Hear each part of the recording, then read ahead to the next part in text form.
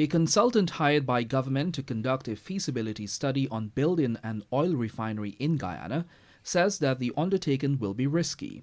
Director of Advisory Services at the United States-based Hartree Partners, Pedro Haas, told a public consultation on Wednesday that Guyana would have to build an oil refinery that caters for production of 100,000 barrels of oil per day. If you had to build a new refinery train anywhere in the world, you would build a 200,000 barrel a day refinery.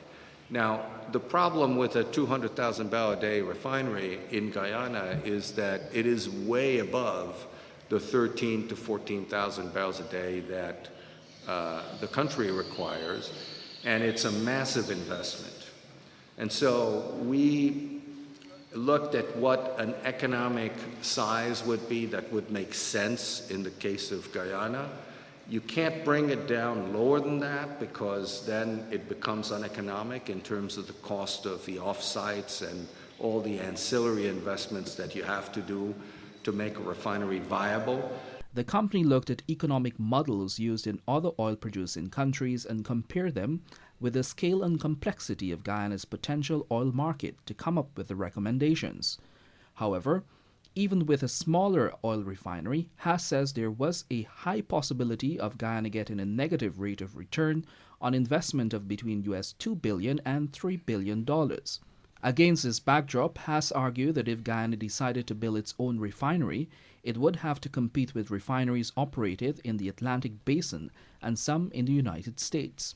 Natural Resources Minister Raffel Trotman says the government has not made any decision on whether it would construct a refinery or not, explaining that this could not be a unilateral decision.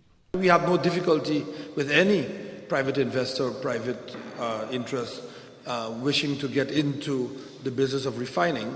What we have to ask ourselves is whether the crude will come from the Liza development well, or whether, and if it does, will it be expected to come at a subsidized cost? And if there are other externalities which will, in a sense, balance out that subsidy, or at least make it provide a net benefit to both the investor and to the government. U.S. oil giant ExxonMobil intends to extract 100,000 barrels per day from its Liza field offshore Guyana when oil production begins in 2020. Samuel Suknandan, The Evening News.